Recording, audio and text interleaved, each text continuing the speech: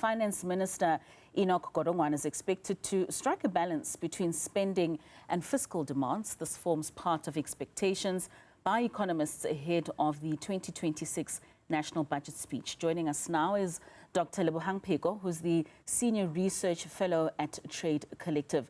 Dr. Pheko, thank you so much for your time and for joining us this afternoon. So I really want with this discussion for us to be able to get the central theme around the budget and most importantly how it impacts ordinary people like myself on an everyday basis. Let's perhaps start with you just explaining the main focus of the 2026 budget for South African households.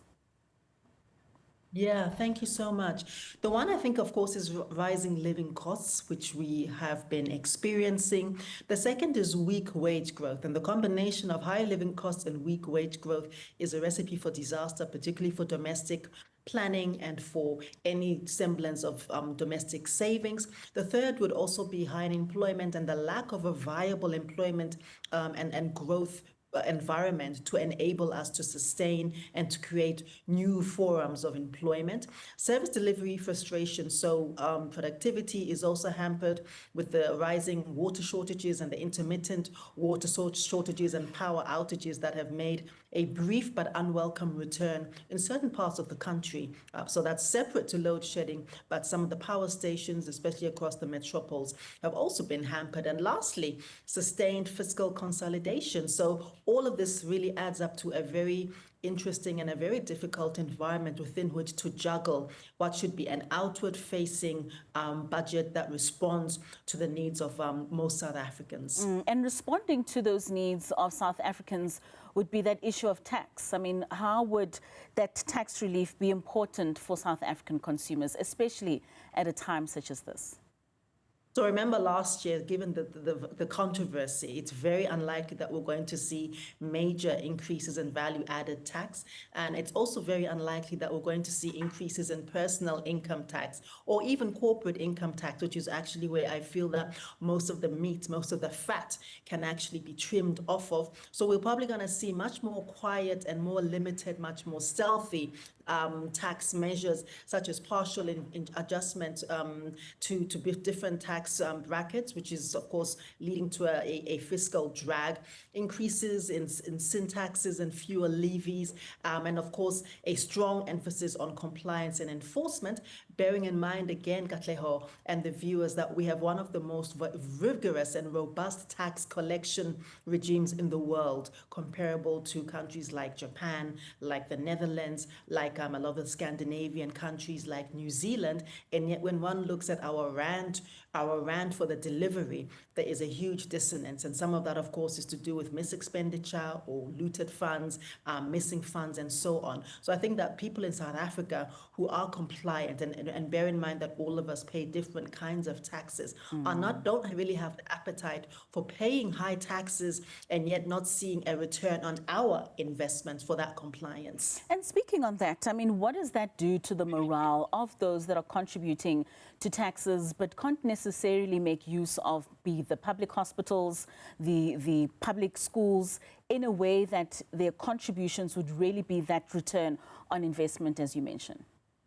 And, you know, when you look at the cost of living strain that most of us are looking at, so one of the places that people then tend to focus on is in this fiscal drag. And the fiscal drag is really refers to, in brief, the tax creep, the tax brackets. And that's the implication that the tax burden is being borne by a sort of a small minority of people. And I think that that's very problematic, especially in a country where there's both a racialized, a gendered, and a class base as to why it is that certain people pay different tax brackets, and that, you know, it's clear that we still have a predominantly white working class. So I think the idea that people don't pay taxes or African people don't pay taxes really needs to be rebutted, because we all pay taxes, Katleho. We pay taxes when we go to buy bread, every time we put petrol in our car. When you ride a taxi, you are subsidizing the road taxes that this taxi driver has actually is paying to use the road. So everybody in different ways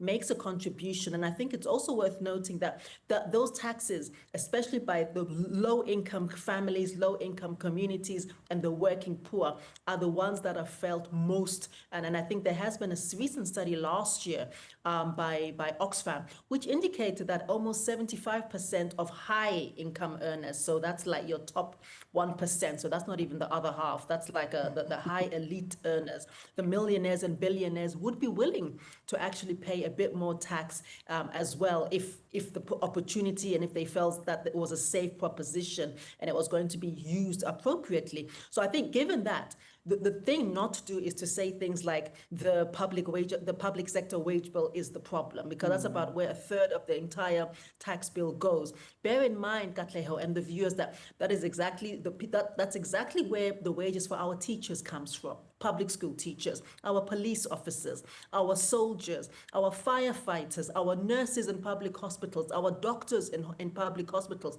the people at SARS, the people who work at post offices, for example. All of these, the people who sweep our streets, for example. So if we're suggesting that we want a smaller bill, are we saying that instead of having one teacher to 30 students, we want to have one teacher to 100 students? Is that what we're trying to suggest? Right. So you'd mentioned the corporate tax, and you saw that as an opportunity where we could trim the fat. And many of those civil society organizations that are protesting outside Parliament are calling for a wealth tax. And you're speaking now saying that with that study that is showing that there could be those that are willing to contribute more, that 1% that really is earning quite a lot. Is it because of how that money is spent that then there is a deterrence to them not wanting to contribute in a way that they could? I think most of us feel a bit depressed, Katleho, when we look at Zondo Commission and Namadlanga Commission, and, we look at how there's been so many instances of mis-expenditure. It's very discouraging. But if we look at the corporate tax, it does contribute a significant share of total tax revenue.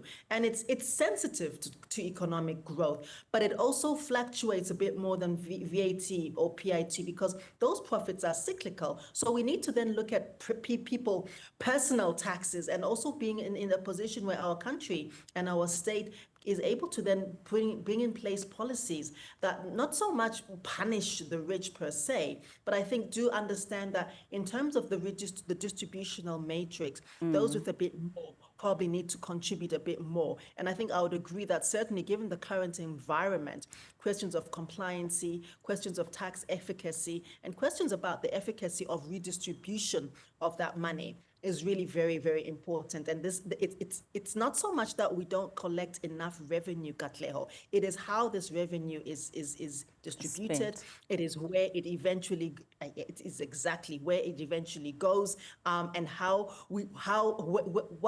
what is the value chain from the tax collection to the ocean depth of potholes that we are seeing across many of our urban areas. There is clearly a misalignment. So Dr. Pheko, very quickly, we have run out of time. In about an hour and 10 minutes, the minister will be presenting that budget speech. What would you implore for him, especially when it comes to the poor and the downtrodden of South Africa?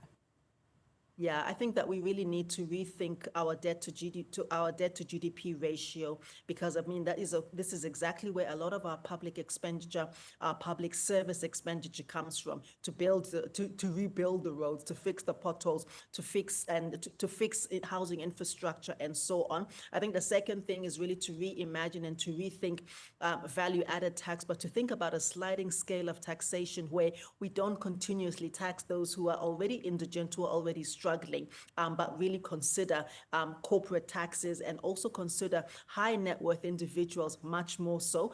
We also thirdly have to really have a much more clear compliance mechanism of how these taxes are then not only collected, but where they're distributed. And they are budget processes that we as the public have every right to have an eye on, every right to actually have, we have a public participation mechanism within our constitution. So I think that we also need to develop a culture not only of being reactive, but also proactive, making demands, starting from council level, starting at provincial level, and so forth. But I do think that indeed the state, the government has to be much more sensitive and mindful to the fact that the most South Africans are pretty much stretched thin. Dr. Pheko, thank you so much for your time. We certainly are looking forward to that budget speech, and if the considerations and being mindful to those that are indigent in the country would be put forward in this budget speech. Thank you so much for joining us.